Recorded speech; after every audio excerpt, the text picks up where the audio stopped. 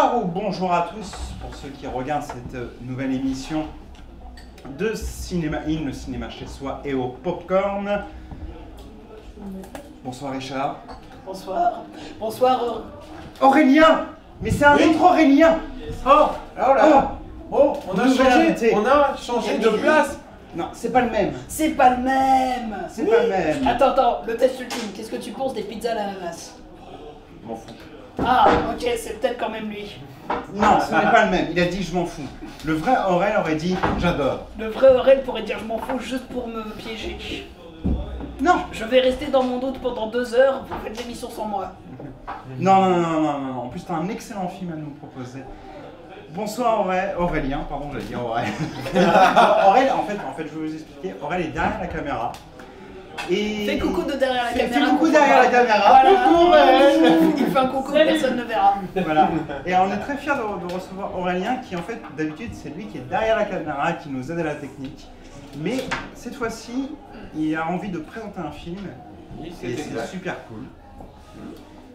Je laisse Voilà. Richard faire sa Je petite prends une photo. preuve. Il prend une preuve. On la mettra en montage. Oui. Et aujourd'hui, dans cette nouvelle émission de Cinéma In, on s'est dit que le sujet, eh ben, on aurait dû y penser depuis le début. C'est-à-dire que nous sommes rouennais. Voilà. Oui, et oui, tu es rouennais aussi. Je sais que tu as des antécédents parisiens. Mais tu es rouennais maintenant. Je suis toujours C'est une recherché. honte. C'est toujours recherché. Je suis pas censé le savoir. Mais nous sommes rouennais et nous avons décidé de parler de 3 films qui ont été tournés à Rouen.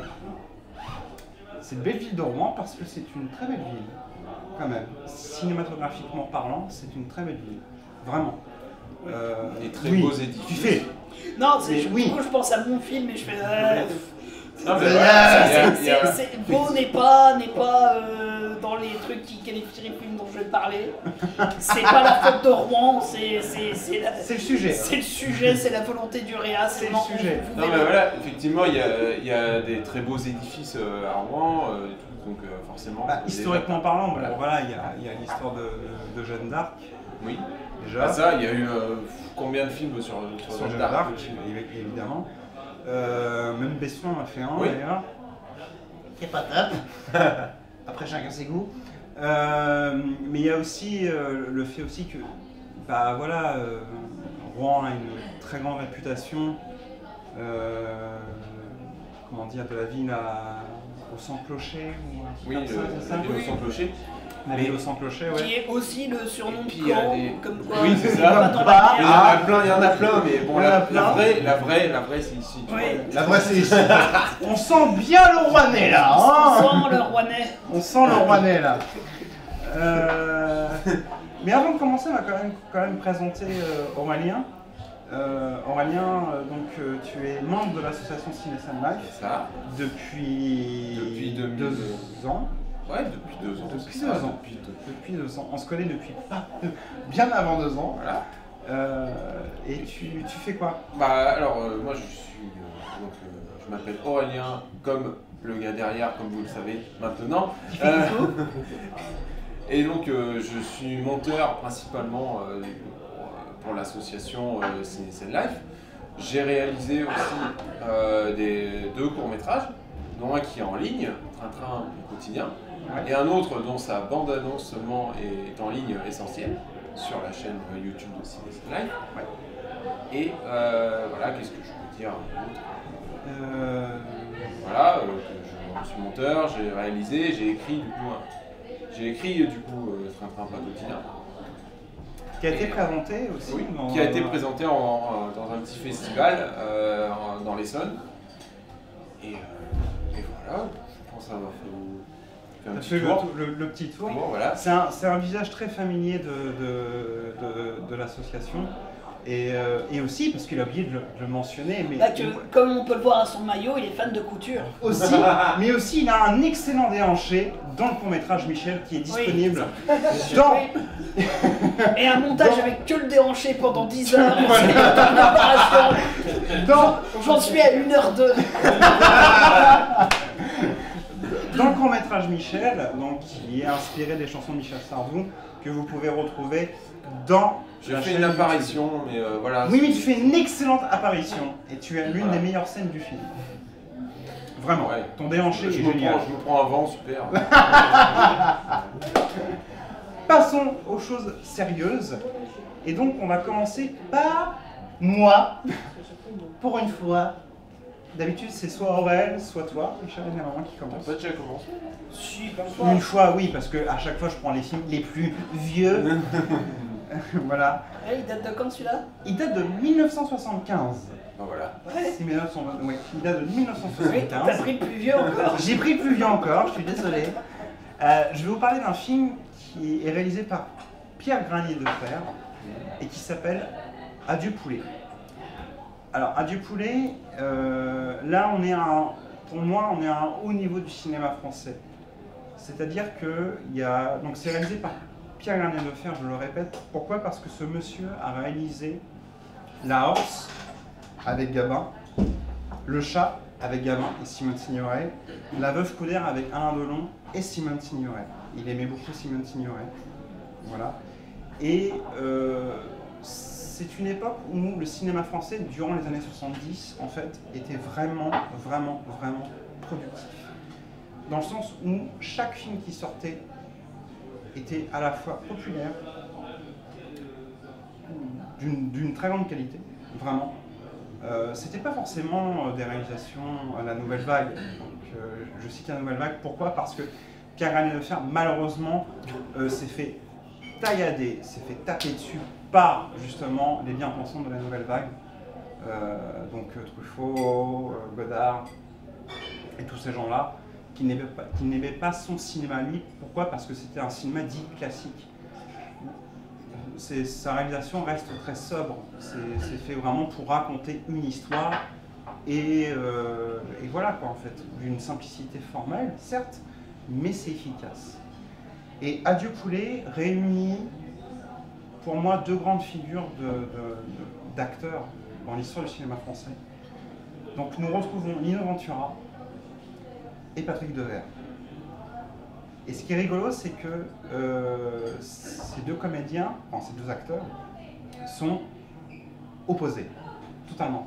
Parce que Lino Ventura représente quand même le côté, je dirais, le côté papa du cinéma français. Gabin, à ce moment-là, était quand même vraiment le patriarche, on va dire. Et Ventura représentait le papa, le côté homme fort, le côté homme avec une certaine valeur humaine et Patrick Devers, en fait, lui, à ce moment-là, était vraiment le côté jeune loup. Il y a eu Les Valseuses un an plus tôt, en 1974, qui a vraiment secoué le cinéma français, clairement. On revoit Les Valseuses aujourd'hui, c'est un film qui ne pourrait plus se faire, très clairement. Et Devers représentait ça. Représentait réellement le côté jeune loup qui en veut et qui est vraiment qui veut secouer un petit peu le monde du cinéma français, c'est-à-dire plus le star system, plus voilà, faire les films point barre. Et la rencontre en fait de ces deux personnes très opposées, ça marche. Pourquoi? Parce que en fait, Adieu poulet, c'est un buddy movie. Voilà, avant L'Arme fatale, on va dire, je vais exagérer, mais je suis pas très loin, c'est-à-dire qu'avant L'Arme fatale, il y a eu Adieu poulet. Donc Adieu poulet raconte en fait l'histoire de deux flics, donc un commissaire, incarné par Lino Ventura, et son adjoint, incarné par le jeune Patrick Devers, qui va enquêter sur un drame qui a réellement eu lieu. En fait, c'est adapté d'un fait divers. C'est-à-dire que c'est des personnes qui collaient des affiches pour une campagne électorale et se sont fait tuer. Voilà, c'est très glauque. Mais le film est une comédie policière. C'est ça en fait qui est intéressant. C'est-à-dire que Pierre Granier de Fer mélange à la fois la comédie policière tout en gardant un côté très, comment dire, très, on va dire, très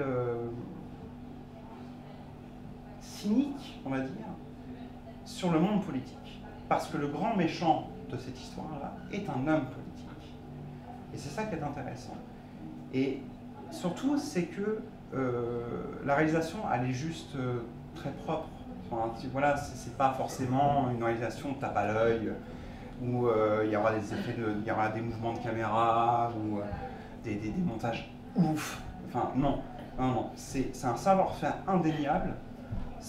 En fait, c'est fait en sorte que c'est bien fait, juste ce qu'il faut. Et en fait, on laisse vraiment les acteurs porter l'histoire. Vraiment porter l'histoire. Et surtout aussi, c'est que Lino Ventura, pour ceux qui ne connaissent pas forcément, Lino Ventura en fait a cette particularité d'avoir une présence indéniable à chaque fois qu'il apparaît à l'écran. C'est-à-dire qu'il a un côté très Lino Ventura en fait, et Aurel va être content parce que je vais citer quelque chose qu'il aime, et moi aussi d'ailleurs. Lino Ventura, Aurel aussi d'ailleurs, Lino Ventura en fait était un catcheur avant d'être acteur de cinéma. Donc voilà, ça prouve que The Rock aussi, avant The Rock, il y a eu Lino Ventura. Quand on vous dit que c'est la France qui a inventé le cinéma, Voilà, fait pour les ricains. Voilà, voilà. Et Lino Ventura en fait s'est construit un personnage très typé, bien entendu, vu son physique qui était très imposant, mais il avait ce physique assez rassurant aussi, de protecteur. Donc, ce qui fait que ce personnage qu'il incarne, il incarne le commissaire, qui est chargé de l'affaire, d'enquêter justement sur le drame qui s'est passé et savoir pourquoi, du comment, etc., ça lui va parfaitement. Et Devers, en contrepartie, Devers a un côté très fragile, et Patrick Devers a toujours été fragile en soi, même dans la vraie vie. Et Patrick Devers, en fait, incarne aussi ce côté aussi décontracté des choses. C'est-à-dire qu'il est flic, oui, mais s'il se fait virer, il s'en branle. Voilà ce qu'incarne Patrick Devers, en fait. Et ça marche, en fait. La confrontation marche. Ils sont totalement opposés, mais ça fonctionne tellement. Il y a des répliques qui sont magnifiques. Signé Francis Weber, d'ailleurs. Et c'est un film qui est vraiment... voilà,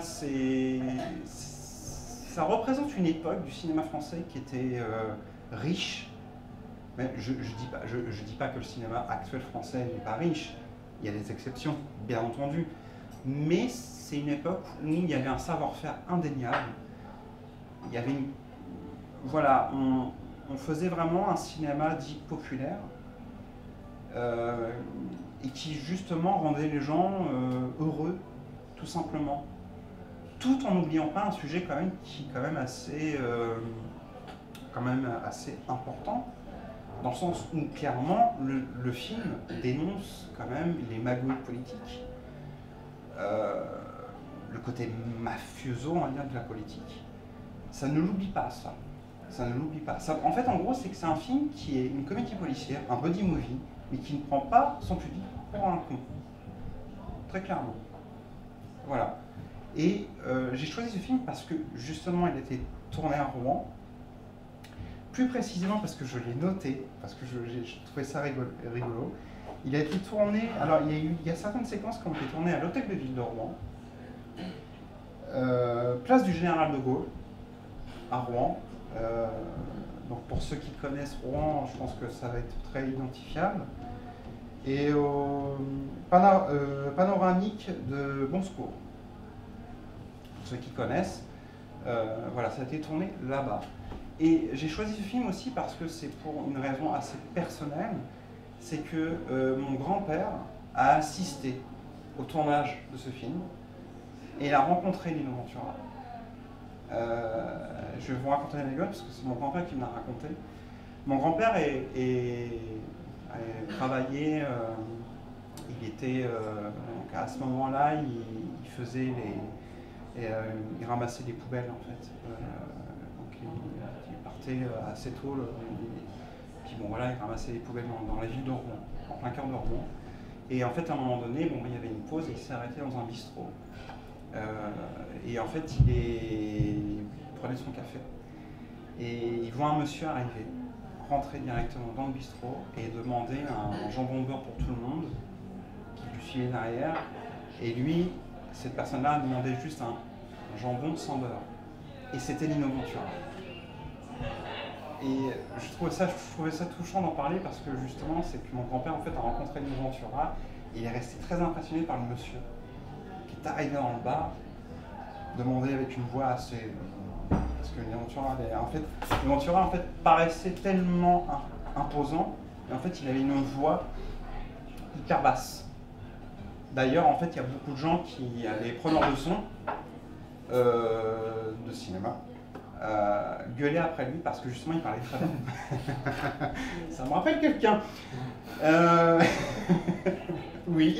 Pourquoi c'est quand tu regardes alors? Non, parce que j'attendais juste une réaction. Et voilà. Donc l'idée, voilà, c'est-à-dire que voilà, j'ai choisi ce film pour la symbolique, en fait, le fait qu'il soit tourné à replomb.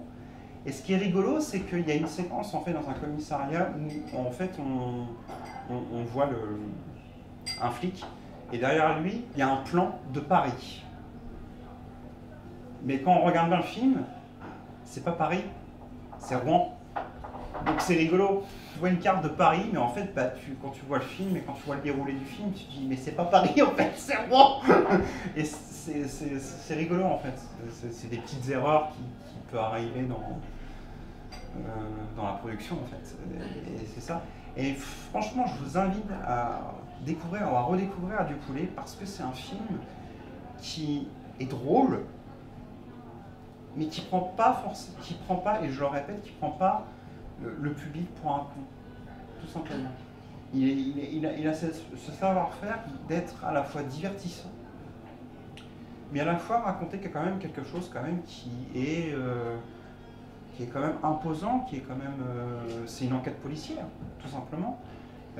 Et avec deux immenses comédiens, enfin deux immenses acteurs plutôt, qui sont vraiment extraordinaires dans leur rôle, chacun. On a l'impression vraiment que ça a été écrit pour Ventura et pour Patrick Devers, vraiment. Et voilà, les deux sont juste extraordinaires et je pense qu'il ne faut pas oublier ces deux immenses acteurs. Et donc voilà, je vous invite à redécouvrir Adieu Poulet parce que c'est un film qui capte une époque et qui capte aussi l'époque de Rouen à ce moment-là aussi. C'est ça qui est intéressant aussi, c'est voir Rouen dans les années 70. Comment était Rouen dans les années 70. Ça n'a pas tellement changé, vraiment. Il y a des petits détails où tu te dis ah, ça n'a pas vraiment changé en fait. Et c'est hyper passionnant en fait de découvrir ce genre de choses. Moi qui est né à Rouen, automatiquement, bon bah voilà, ça me parle justement parce qu'il y a des éléments de décor, il y a les ponts, il y a l'hôtel de ville de Rouen qui n'a pas forcément changé. Et automatiquement quand tu vois un film qui justement filme ta ville, bah ça te fait quelque chose quand même. Ça fait quand même un truc. Tu vois quand même sur un grand écran une capture de ta ville à toi. Donc c'est surtout très passionnant. Voilà. Messieurs, est-ce que vous avez vu Adieu Poulet? Pas du tout. J'ai envie de le voir. Là, car c'est déjà pas mal. J'ai envie de le voir. Non, mais, voilà. Et du coup, il est disponible. Comment? Attends, j'allais d'abord demander au public, savoir s'ils l'ont vu Adieu Poulet. Public, est-ce que vous avez vu Adieu Poulet? Non, moi non. C'est dommage. Alors, Adieu Poulet est disponible sur YouTube à 2,99 €. Ouais. Voilà. Il est très compliqué et ça m'étonne réellement de trouver en DVD ou Blu-ray. Il a une réédition, il y a 2 ans à peu près. Mais c'est tellement parti très vite que c'est devenu assez rare. Et ça m'étonne en fait, c'est très surprenant. Parce que pourtant c'est un film qui est devenu très populaire, évidemment, parce qu'il fait partie quand même du patrimoine du cinéma français. Et oui. Et donc c'est très surprenant d'avoir une difficulté de le trouver en DVD Blu-ray à pas forcément trop cher quand même. Moi je l'ai vu, mais ce qui est surprenant, c'est que je l'ai vu sur Amazon, je l'ai vu à 44 balles. Juste le DVD, quoi. Et ça fait, C'est même pas la boîte. mais non, mais tu sais, t'as envie de te dire, non, mais non, quand même. Tu sais, c'est un petit peu exagéré. Oui, c'est ça. C'est ça le problème, en fait. Et moi, je pense que ce serait intéressant, je sais pas, de le mettre sur Netflix, par exemple. Ce genre de film, ce serait intéressant de le mettre sur Netflix, justement, pour que les gens découvrent un film qui est l'arme fatale avant l'heure, sans le côté saxophone, années 80 et Mel Gibson, et Danny Glover. Mais c'est un excellent buddy movie, beaucoup d'humour, et franchement, je vous invite à redécouvrir Adieu Poulet et découvrir comment était Rouen dans les années 70. Donc dans Adieu Poulet, il y a aussi un autre comédien qui s'appelle Victor Lanoux. Et justement, ce monsieur joue dans le film de Richard. Oh putain, le rebond. Oh la vache. Ah là, on est sur du tennis de haut niveau. Eh oui. Oui, alors donc je vais vous parler d'un film qui a également été tourné à Rouen. Et personne ne le sait, parce qu'en fait personne n'en a vraiment parlé, bizarrement. Enfin, c'est pas du film, du fait qu'il est tourné à Rouen. Un film qui date de 1997, je vais vous parler du film Les démons de Jésus. Et moi j'ai le DVD. Voilà. Comme quoi je suis l'être supérieur ici, je ramène les DVD moi monsieur. Non. Donc Les démons de Jésus avec oui donc et notamment Victor Lanoux. Mais surtout, disons que le trio principal de ce film, c'est Thierry Frémont, Patrick Bouchité, j'allais dire Bouchetti, non, c'est l'inverse, Bouchité, et Nadia Fares, qui, en plus avec Monsieur Lanoux, en fait, forment la famille Jacob. La famille Jacob, qui sont une famille de... Oui, c'est un peu ce que j'ai trouvé sur Wikipédia, et quand tu vois le film, c'est un peu vrai. Ce sont donc des gitans sédentaires. C'est-à-dire qu'ils habitent dans une maison, contrairement à tout ce qu'on peut penser des gitans. Et l'histoire du film va un peu venir de là, mais pas trop. C'est-à-dire qu'il y a quand même trois grands axes principaux de l'histoire que je vais retrouver parce que mes notes. Oui, donc on a le père qui gagne donc le pavillon où ils habitent aux cartes, sauf que les fils de la personne qui a perdu cette maison aux cartes sont très très énervés et donc vont essayer de se venger. On a les personnages principaux, c'est-à-dire Jésus joué par Thierry Frémont et donc son frère René joué par Patrick Bouchité, je l'ai dit bien. Qui vont faire beaucoup de magouilles parce qu'ils n'ont pas envie de faire dans le travail légal parce que travailler c'est pas un boulot. Citation directe du film. Et ensuite en troisième sous-intrigue on a la sœur qui essaye de se libérer en tant que femme dans un milieu où les hommes sont extrêmement écrasants, pas juste parce que c'est les années 60, mais parce que sa famille c'est des gros cons. Et en plus, son histoire va être mêlée donc aux deux autres intrigues et au fait que Jésus s'intéresse à une de ses collègues parce que la sœur est caissière. Et le Jésus va s'intéresser donc à une collègue qui s'appelle Mathilde. Et ça va attirer des embrouilles un peu partout. Donc, oui, je dis 3 scénarios, mais en fait, les 3 histoires n'arrêtent pas de se croiser, de se rencontrer et avoir une fin presque commune. Je dis presque. Qui déjà participe à l'intérêt du film, c'est donc l'histoire qui raconte donc une espèce de truc qui peut paraître banal, ou en tout cas extrêmement quotidien, même si on n'est pas chez des gens, j'ai envie de dire, on n'est pas chez Monsieur Tout-le-Monde, mais c'est quand même des êtres humains extrêmement réalistes. L'autre truc qui du coup vous donne l'impression d'être devant un épisode de striptease, c'est en fait la qualité de l'image. C'est-à-dire, on est en 97, donc l'image numérique n'est pas encore là, et surtout c'est le premier film d'un gars qui est allé chercher le pognon un peu tout seul. Donc en plus ça se voit même sur le DVD qu'on sent que ça a été fait à partir d'une VHS. Donc c'est un peu perturbant au début de revoir ce genre d'image un peu crade.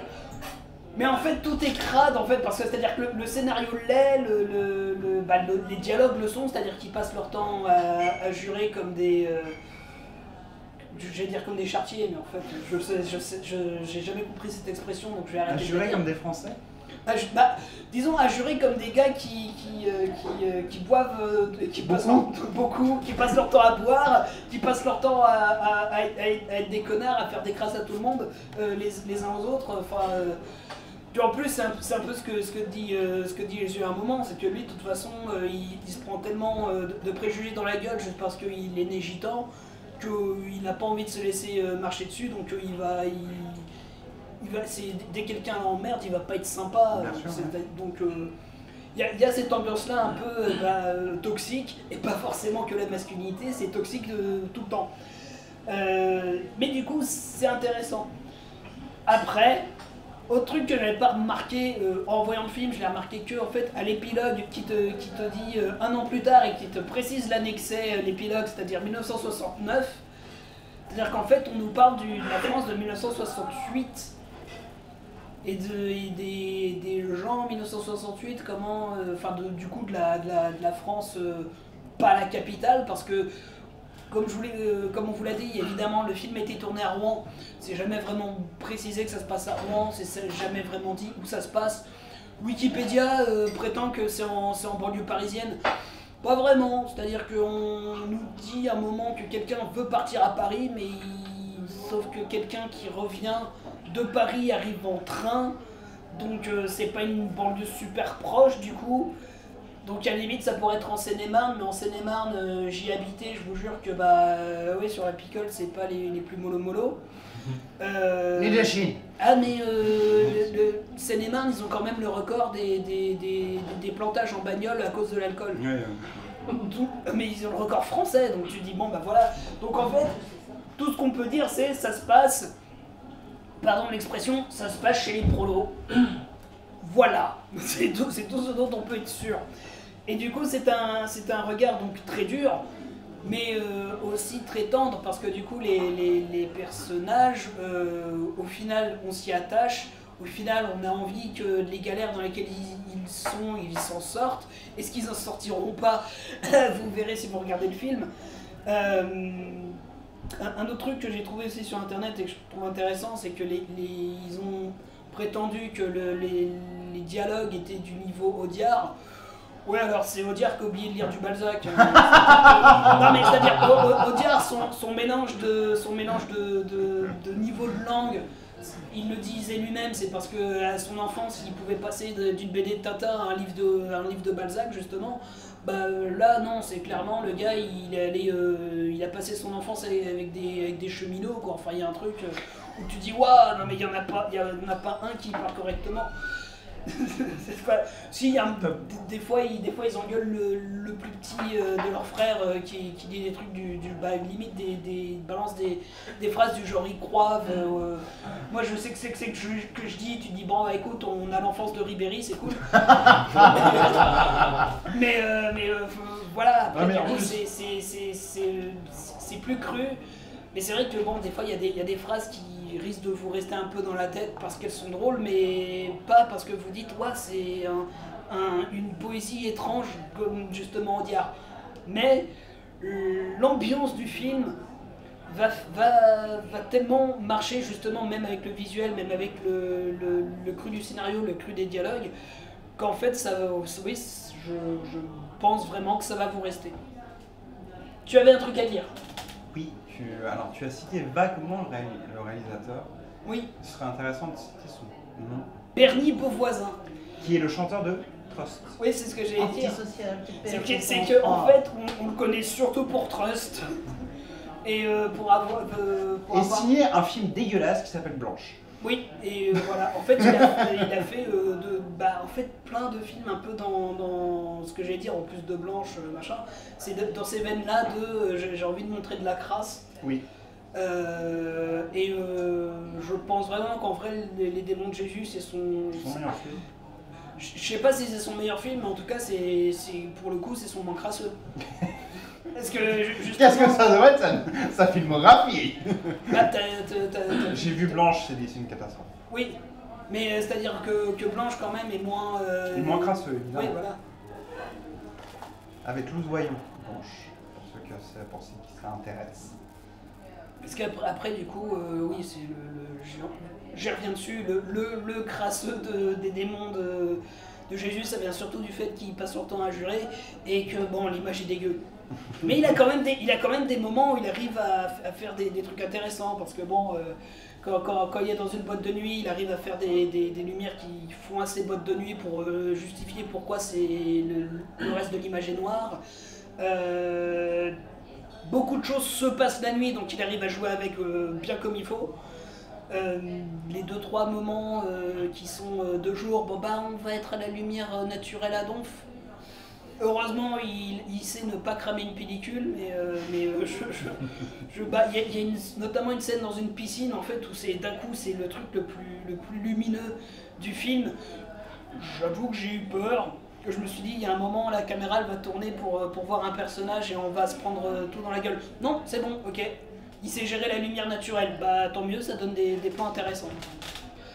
Je ne sais pas quoi dire de plus parce qu'en fait, j'ai peur en continuant de spoiler le film. Et en fait, même s'il fait presque 2 heures, il n'y a pas grand chose qu'il faut spoiler parce que du coup si je vous donne un élément, l'élément en fait prend tellement de temps à s'installer qu'en fait je peux vous cacher 10 minutes de film d'un coup. Ah bah non. Bah, est-ce que tu sais à peu près où ça a été tourné dans Rouen? Alors, justement, déjà ça a été surtout tourné rive gauche parce qu'avant ça fait longtemps que rive gauche c'est quand même le côté pas riche. Hein, on va rester polis et depuis longtemps rive gauche c'est le côté prolétaire de Rouen. Notamment on a le quartier Gramont Oui. où il y a des HLM et plein de trucs où c'est en bordure de quai où c'est les zones industrielles en fait où on se retrouve avec des tas de sable, des pelleteuses à tout va. Il y a là où il y avait... Enfin, vous voyez la friche Lucien, bah, il y a l'endroit où avant il n'y avait pas la friche Lucien. L'ancienne gare. Voilà. Donc il y a ce truc là, il y a le truc derrière où c'était vraiment du terrain vague. Donc pour ça c'est rigolo. Moi je me suis dit mais attends, mais je reconnais à peu près l'endroit, je reconnais ce bâtiment là, je passe devant quand je vais à la friche Lucien. Donc voilà.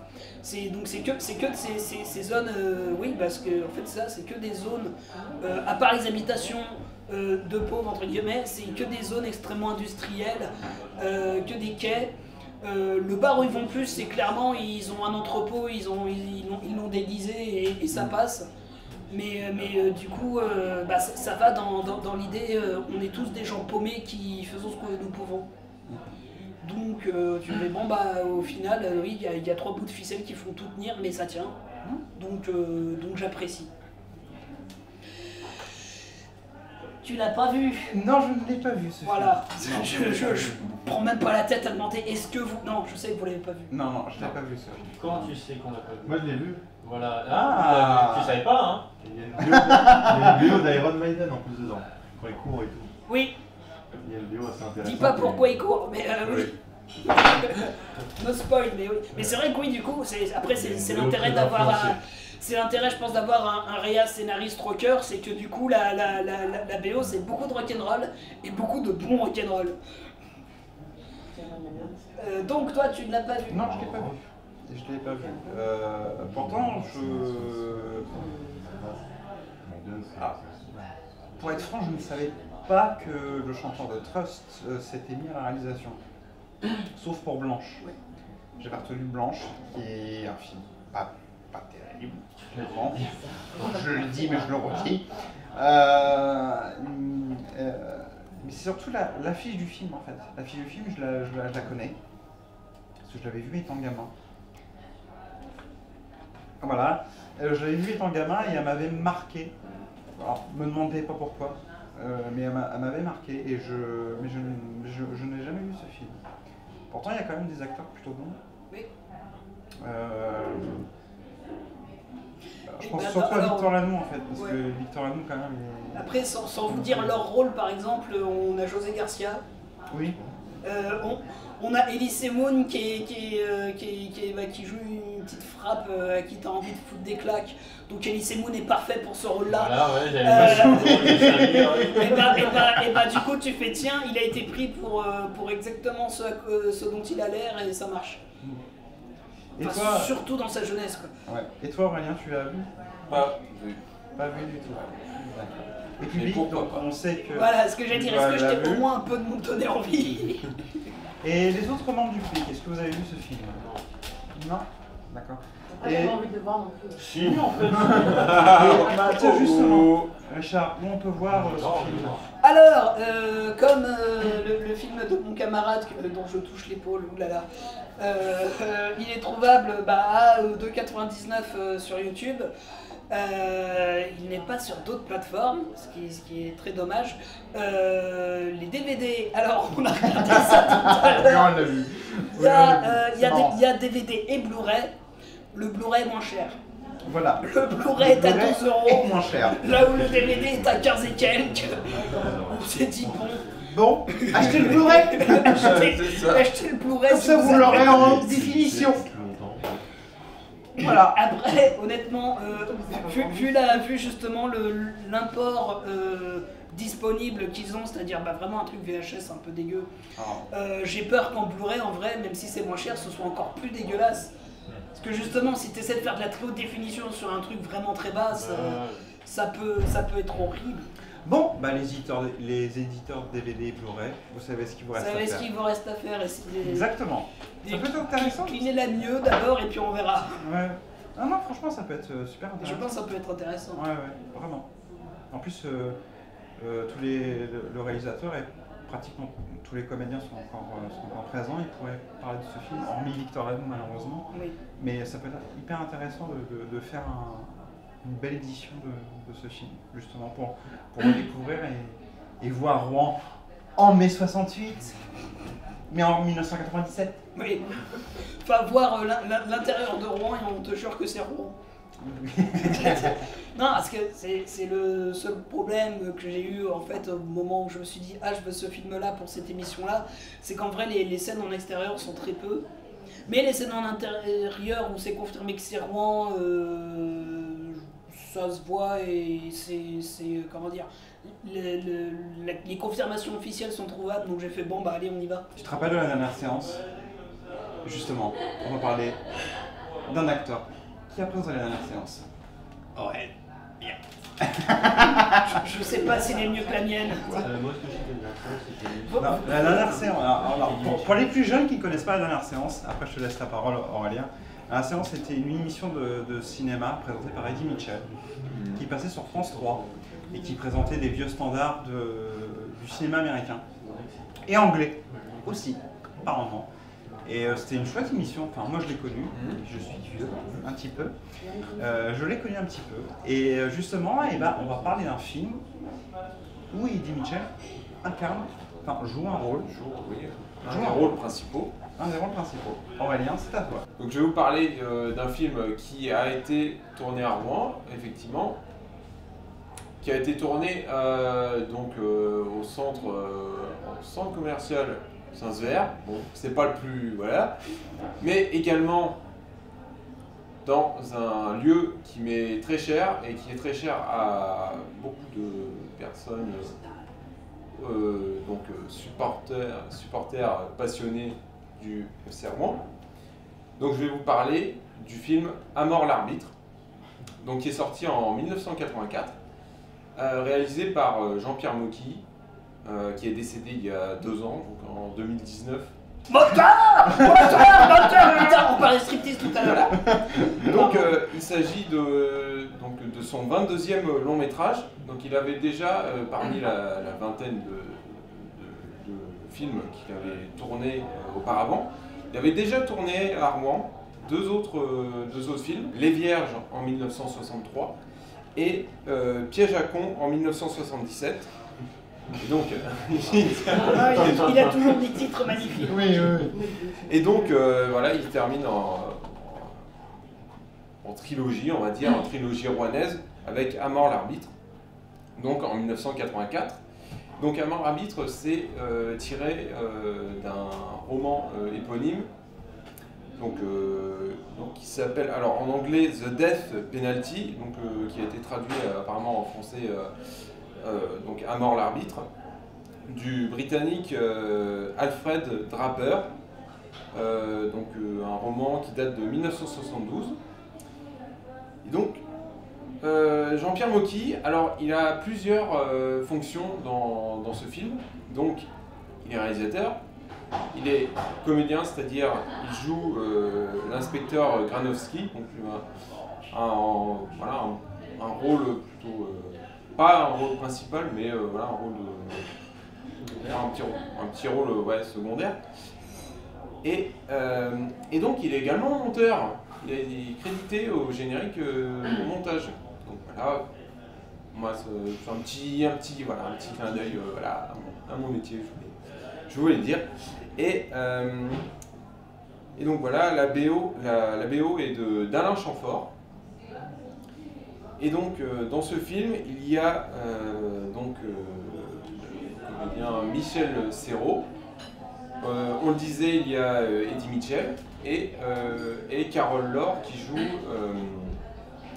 donc la compagne de l'arbitre, donc Eddie Mitchell.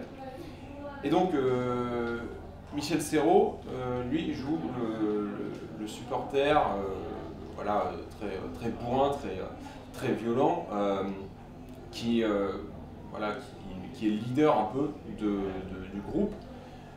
Qui va le suivre tout au long de cette course-poursuite en fait, parce que le film c'est véritablement une course-poursuite voilà, à travers plusieurs lieux pour faire payer l'arbitre, Eddie Mitchell, qui a sifflé pendant le match du début du film, qui a sifflé un penalty qui ne convient pas, voilà, cette décision qui n'est pas du goût de Michel Serrault et de ses comparses. Et donc du coup, pourquoi je parle de ce film donc, qui a été tourné donc, au stade Robert Diochon, donc, qui est le stade historique du Football Club de Rouen, donc, qui est mon club de cœur, clairement, puisque je suis rouennais, je suis supporter passionné de ce club. Et, ça se voit pas. Non, ça se voit pas du tout. Et donc, voilà, c'est effectivement le Brésil. Voilà, c'est ça. Donc, pourquoi je porte également un maillot, un réplica d'un des maillots de la grande époque, de la dernière grande époque du FC Rouen, où on était en Ligue 1, où on était très connu, très populaire, et où on avait un stade de près de 20 000 places, donc c'est plus le cas aujourd'hui. La jauge a été très grandement réduite, mais voilà, c'est pour ça que j'en parle de ce film, parce que aux yeux de supporters jeunes et moins jeunes, ça reste quand même une référence, c'est une référence cinématographique très importante, parce qu'il y a des supporters à l'époque qui ont tourné dans ce film en tant que figurants, et qui en parlent encore aujourd'hui. Ça reste très marqué, très marquant vis-à-vis du club, vis-à-vis du stade. Les deux sont très clairement liés. Donc par rapport au stade, donc Jean-Pierre Mocky disait qu'il cherchait un stade qui se trouvait, qui était dans un environnement assez urbain. Il voulait voir des habitations pas loin du stade, voir des barres d'immeubles, tout. Voilà, il cherchait un environnement très urbain. Et donc il avait plusieurs choix, plusieurs possibilités. Et donc il s'est tourné vers le stade Diochon, a cherché à avoir des figurants donc, voilà, qu'on voit dans le stade, qu'on voit dans les tribunes. Et donc c'est pour ça que je disais tout à l'heure, donc les figurants c'était également des supporters du FC Rouen. Et donc ça reste, c'est resté au fil des années, au fil des générations, c'est resté dans la mémoire des supporters du club aussi, tout simplement, parce que donc, le club a également bien aidé à ce que le film soit tourné là-bas. Ça s'est vu en 2019, donc au décès de Jean-Pierre Mocky, où il y a eu énormément d'hommages, de rappels à ce film-là de la part des supporters, donc voilà, qui se souviennent que voilà, il est passé là, il a marqué de son empreinte le stade, donc, et plus globalement Rouen, voilà.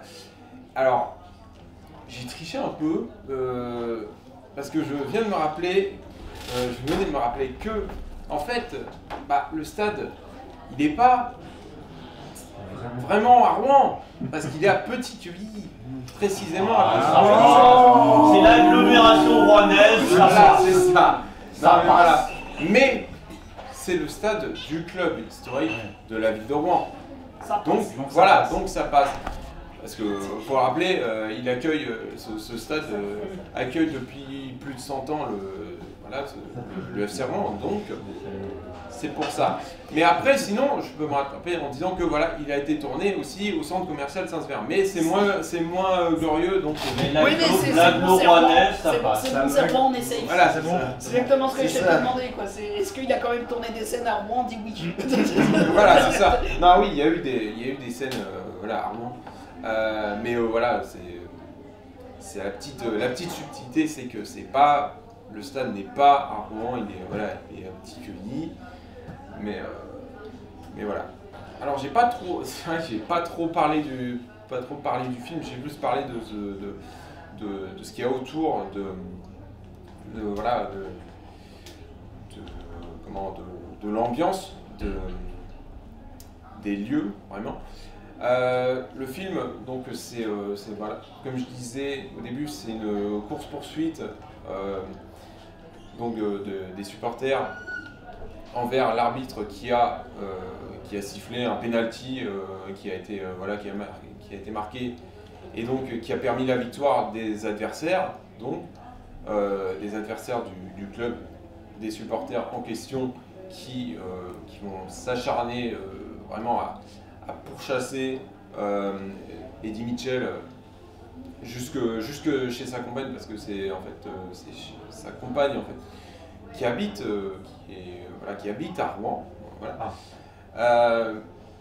Voilà, qui est censé habiter à Rouen, et donc Eddie Mitchell, lui, son personnage est de Paris en fait. Ah, le salaud. Et donc voilà. Mais bon, chez sa compagne, c'est pas Rouen en fait. Si. Nouveau retournement de situation. Si. Non, c'est parce que le film a été tourné dans les environs de Rouen, mais aussi en banlieue parisienne. Donc il n'y a pas qu'à Rouen que Jean-Pierre Mocky a posé sa caméra. Pour moi, c'est purement symbolique que j'ai pris, c'est symboliquement que j'ai pris ce film. Voilà, donc pour les raisons que je vous ai dit, que je suis supporter passionné du FC Rouen, que je sais à quel point le passage de Mocky et de son équipe a marqué vraiment de son empreinte les supporters de l'époque, et marque encore aujourd'hui. Comme je disais, à sa mort, il y a eu énormément d'hommages et énormément de pensées pour lui. Et donc, voilà, tout simplement, il a tourné dans le stade mythique du FC Rouen. C'est tout un ensemble, voilà. C'est tout un ensemble de raisons qui font que j'ai voulu parler de ce film. Et tu l'as aimé le film? Le film, c'est pas le. C'est sûr, c'est pas le meilleur film que j'ai vu, clairement. Mais il y a Michel Serrault dedans qui joue qui est vraiment un des rôles. Qui est un de ses rôles comme lui. C'est un psychopathe, Michel voilà, Serrault. c'est ça. Dedans, il est. Enfin, je crois même lui-même le dit, et puis la critique le dit. Dedans, c'est un de ses rôles vraiment où il est le plus effrayant, il est terrifiant dedans, il a l'écrou, enfin il en veut vraiment. Il est hargneux. Il est hargneux, il est prêt à tout, mais vraiment pour choper l'arbitre, c'est vraiment c'est vraiment une folie qui développe tout au long du film, qui est complètement surréaliste. Il se met en cadre pour vraiment arriver à ses fins et tout. Et franchement, bon, il a vraiment cette présence qui fait que voilà, rien que pour ça, rien que pour Michel Serrault, ça vaut vraiment le coup de voir ce film et d'apprécier sa prestation. Et toi, Richard, tu l'as vu le film? Pas du tout. Pourtant, j'ai un peu rattrapé du Moki récemment, mais pas celui-là. Ouais, alors moi je l'ai vu il y a pas longtemps. Parce que je voulais, justement pour l'émission, je voulais le revoir, parce que je l'avais vu il y a pas mal de temps. Et alors je rejoins ce qu'Aurélien a dit, c'est-à-dire que ce qui vaut vraiment le coup d'œil, c'est Michel Serrault. Très clairement. Michel Serrault est inquiétant, totalement investi dans le rôle. Donc c'est un des points positifs du film. C'est un point positif, indéniablement. Donc Serrault est positif. Voilà, Serrault est Oh, il est en forme. Salut. Serrault est positif. Serrault est positif. Non, franchement, oui. Non, franchement, l'atout majeur du film, pardon, c'est Michel Serrault. Il y a l'acteur principal aussi. Et non, franchement, c'est vraiment l'atout majeur du film, en fait, clairement. Eddie Mitchell, pour le coup, je le trouve un petit peu en dents de scie, tu vois. Il fait le taf, hein, réellement. Eddie Mitchell Il est bien aidé aussi par sa compagne. Oui, il est bien aidé. Il est bien aidé, certes, mais je trouve que ce qui fait vraiment le film, c'est vraiment Michel Serrault en tant que tel. Vraiment. Et j'ai l'impression aussi que Moki le sait. C'est en choisissant Michel Serrault, il savait très bien, à qui il avait affaire, en fait, automatiquement. Et il s'en sert très bien. Voilà. Après, bon, Moki, il faut aimer. Moi, je fais partie de ceux qui ont un petit peu de mal avec le cinéma de Moki, dans le sens où, moi, le réalisateur est quand même assez discutable. Dans le sens humainement parlant. Oui. Voilà, humainement parlant, attention. Après, il a fait des choses plutôt intéressantes. Hein. Et son compte aussi, c'est qu'il a une carrière d'acteur avant d'être réalisateur. Donc, c'est quand même, voilà, il a quand même suivi un parcours quand même qui est très intéressant. Et pour ma part, je pense que À mort l'arbitre est peut-être son meilleur film. Parce qu'il installe un côté, tu sais, un petit côté un peu fantastique. Tu sais, de suivre vraiment, enfin de raconter plutôt comment un groupe d'individus pète un plomb. C'est surtout lui qui pète un plomb. Oui, c'est surtout Michel les Serrault. autres ils suivent. Parce qu'il y en a qui, voilà, dans le groupe, il y en a qui hésitent un moment, qui sont en mode mais Oui. trop loin là. Donc c'est vraiment lui qui est le meneur et il embarque tout le monde. Mais c'est ça qui est intéressant, c'est comment un groupe d'individus mené par une personne forte puis arriver à là juste pour le sport. Et c'est ça qui est intéressant en fait. Et c'est pour ça que je trouve que À mon avis, c'est peut-être le meilleur film de Moki, justement parce qu'il insère un côté très fantastique, un côté très. Michel Serrault est un psychopathe dedans, clairement. Et j'ai l'impression aussi que le film en fait aborde le sujet suivant, c'est-à-dire comment une seule personne peut manipuler un groupe de gens pour détruire quelqu'un. Voilà. En fait, c'est ça que raconte un petit peu quand même le film, juste parce mais en plus c'est que pour le sport en fait. C'est juste pour le football. Et c'est pas, tu sais, on va dire que c'est pas grave dans le sens où voilà, c'est l'arbitre qui a jugé ça. Point barre. Mais c'est comment une seule personne peut manipuler un groupe de supporters en fait. Alors je vous rassure, je suis pas comme ça. Mais franchement, enfin, où on peut le trouver d'ailleurs ce Alors, film? on peut le trouver sur Canal VOD. Voilà, c'est tout ce que j'ai pu, tout ce que j'ai pu trouver comme plateforme. Voilà, apparemment en DVD. Après, bon, il faut chercher sur les reventes, tout ça, peut-être. Ouais, c'est assez compliqué. C'est un film assez compliqué à trouver. Ouais, je me suis renseigné un petit peu pour avant le tournage de l'émission, je me suis renseigné où on peut trouver vraiment avant l'arbitre. Et Pathé Film avait sorti un coffret en hommage à Jean-Pierre Mocky de tous ses films en fait. C'est un coffret vraiment, mais le prix est. Voilà. Parce que trop de films. Il y a trop de films, bah, il y a plus de 20 films. Ah oui, Quoi, marrant? Il y a plus de 20 films à peu près dans ce coffret, donc le prix est assez cher quand même.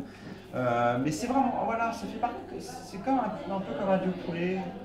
C'est ce genre de film qui mériterait quand même d'être diffusé sur des plateformes, Netflix ou toute autre plateforme qui existent ou qui vont se créer un peu plus tard. Après, voilà, les possibilités sont infinies. Ça pourrait peut-être servir à ça, des trucs genre Salto. Oui, voilà. Qui en ce moment ne servent à rien, Oui. à part nous rediffuser. Joséphine Ange Gardienne, Ange Gardien pour la 15e fois te dit vous êtes une. Bonjour Salto. Vous êtes une plateforme française. Diffusez des films français, des Il y a vieux une nouvelle, machins, justement. des trucs cool que les gens connaissent pas trop. Non. On a dit des trucs cool. Non, par contre, il y a Moki une- techniquement faisait partie de la nouvelle vague, mais c'était la branche punk. Hein, donc, Oui, voilà, oui. Non, le point c'est qu'il y a une nouvelle plateforme qui va arriver aux États-Unis. C'est deux Français qui habitent là-bas qui l'ont créé. Ils vont diffuser des films français là-bas. Mais ça justement c'est intéressant. C'est le genre de film justement qu'on devrait mettre à disposition du grand public justement pour qu'ils découvrent aussi des films qui sortent de l'ordinaire. Parce qu'Amant l'arbitre fait partie de ces films-là où justement la thématique paraît sportif, on va dire, mais elle va un petit peu plus loin que ça. Bon, à moi à titre personnel, au niveau du film sportif, je vais te citer un autre film que je préfère à Amant l'arbitre, que tu connais, qui est Coup de tête. Voilà. Je Dans préfère lequel Coup de il a tête. tourné, Patrick Devers justement. Voilà. Je préfère Coup de tête, qui n'a pas été tourné à Rouen. Par contre, celui-là, non. on Malheureusement. n'en parle pas. Voilà, on n'en parle pas. Mais voilà, à titre personnel, je préfère ce film. Mais Amant l'arbitre vaut le coup d'œil justement pour ce côté très. Pour Michel Serrault, justement, en fait. On revient toujours à lui, en fait. C'est Michel Serrault qui joue un psychopathe et qui est incroyable dedans. Vraiment incroyable. Et voilà. Et découvrir aussi le stade Biochon à cette époque-là. Oui. Le Sens Vert. Oui, sans à cette époque-là aussi. Et, non, surtout le stade. mais c'est surtout là, le stade. C'est surtout le stade. Je vais me faire taper dessus, Non, moi. mais non. Mais oui, Aïe. c'est vrai que le stade clairement, a changé. C'est plus le même. Il y a, voilà, il y a la tribune d'honneur, la tribune hors la ville, la plus grande, qui a été retapée voilà, complètement. Il y avait, à l'époque, il y avait encore deux tribunes derrière les buts qui étaient en dur. Maintenant, c'est des trucs en métallique, tout ça. Ouais. Ça marque une époque vraiment aussi, voilà, la grande époque du FC Rouen. Ça marque voilà, l'époque où il y avait un stade de plus de 20 000 places. Il y a un effet de grandeur vraiment beaucoup plus impressionnant. Aujourd'hui, donc ça passerait plus parce que au niveau des normes et tout ça, ils ont dû retaper vraiment refaire toutes les tribunes, même la tribune dite populaire, la tribune Le Noble. C'était une tribune debout principalement, donc forcément tu pouvais accueillir plus de monde. Là, il y a des sièges de partout, c'est assis. Donc forcément beaucoup moins de monde. Donc ça réduit très largement la jauge et ça réduit. Après, bon, je trouve aussi, voilà, c'est une petite parenthèse sur l'édifice, c'est-à-dire la tribune Le Noble, elle garde quand même un côté très, comment dire, très marqué par l'histoire, parce que la structure principale est toujours là. Donc pour terminer avec le film, je vais préciser qu'à sa sortie en salle, ça a été un gros flop. C'est-à-dire qu'il y a eu près de 360 000 entrées seulement, mais que quelques années plus tard, à la diffusion à la télé, ça a été un gros succès populaire. C'est vraiment le contraste entre l'accueil en salle et donc l'accueil à la télé, c'est vraiment pas le même. Apparemment, il y aurait eu voilà, 17 millions de spectateurs pour oui, quand même. Là. Donc voilà, la télé, c'est vraiment ça a été une seconde vie, on va dire, pour le film. Parce que oui, à la base, en salle, c'était pas trop ça. Ça a pas plu à la base. Mais finalement, c'est resté quand même un film un film marquant qui, je pense, va en parler à pas mal de monde. Il est devenu culte en fait. Oui, c'est ça. Oui, voilà, c'est ça. C'est ce que je voulais. C'est un film. C'est devenu un film culte. C'est devenu, du coup, est devenu assez populaire, mais pas à sa première diffusion. Avec l'exploitation en fait. Oui, mais ça arrive à beaucoup de films. Ouais, c'est arrivé au Poste récemment. Le film de Quentin Dupieux, pas. Oui, oui, au Poste. Au Poste cinéma, il y avait pas non, grand monde, et là, quand ils l'ont diffusé en septembre, il me semble, ça a tellement bien marché. Même Dupieux, il a fait un tweet genre ah ouais, quand même, la vache. Oui, bah, après c'est ce genre de film qui justement en fait rate le coche en salle et puis après il suffit une diffusion télé ou autre. Un léger bouche à oreille aussi, tu voilà. vois, de la part des gens qui l'avaient vu, qui font ah, faut aller voir ça, les gars ils y vont pas, ils font merde, je le loupe. Et après, oui, 3 mois plus tard, ils font ah bah c'est le truc que j'ai loupé, j'y vais. Ou alors ce soir-là, il n'y avait pas match aussi. Aussi, bien joué. Oui. Et vous, cher public, est-ce que avant l'arbitre, vous l'avez vu? Non. Pas du tout. Non. Et bah justement, voyez-le, parce que ça peut. Avec le doigt comme ça.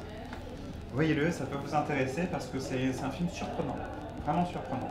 Mais non, c'est sur le foot, on peut te le dire. Sur le foot, il est surprenant, ça me fait pas chier. On risque pas de devenir fan de foot.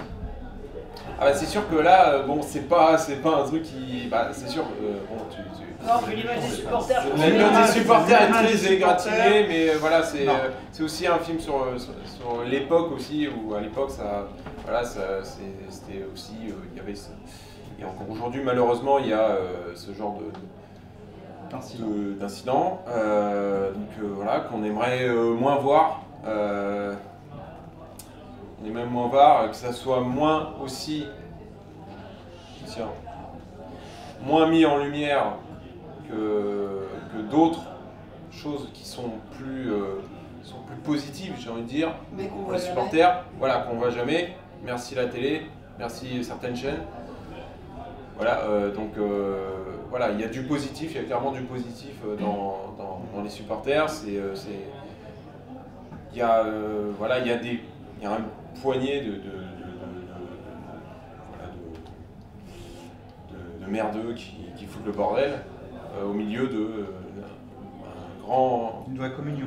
voilà, au milieu de la communion, au milieu d'un grand nombre de passionnés comme moi qui ont juste envie de vivre le foot. Voilà, comme un passionné, comme quelqu'un qui a envie qu'un match aille jusqu'au bout, jusqu'au terme, et pas voilà, qu'il ne soit pas arrêté par des jets de bouteilles, je ne sais quoi. Voyez avant l'arbitre. Parce que je pense que pour ceux qui ne connaissent pas ce film, ça va vous parler, ça va vous plaire aussi surtout. Et voir un grand comédien comme Michel Serrault démontrer ses capacités psychotiques, on va dire, c'est super cool. Et bien voilà, nous avons fait le tour de ces 3 films qui ont été tournés à Rouen. Jeu de mots pourris égale blague pourrite. Maintenant oui. Maintenant oui, nous avons fait le tour. Moi, je ne sais plus parler, c'est fini. Moi, madame, moi. Je suis désormais Chewbacca. D'accord. Et bien justement, ça n'a rien à voir. Ah, on parlera de Star Wars le mois prochain. Non, alors au mois prochain, donc au mois de décembre, Ouais. qui va arriver très prochainement, parce que Bah, demain, voilà, parce qu'on tourne le 30 novembre. On va pas vous le cacher parce qu'il y a eu des petits soucis de planning et de santé aussi pour certains d'entre nous. Nous avons décidé de parler de films qui ont...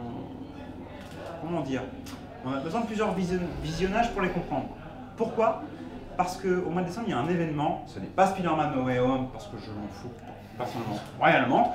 Mais on va parler de ces films-là qu'on a du mal à comprendre au niveau des premiers visionnages. Pardon. Pourquoi? Parce qu'il y a Matrix 4 qui sort ce mois-ci, en mois de décembre. Et ça reste un événement tout de même.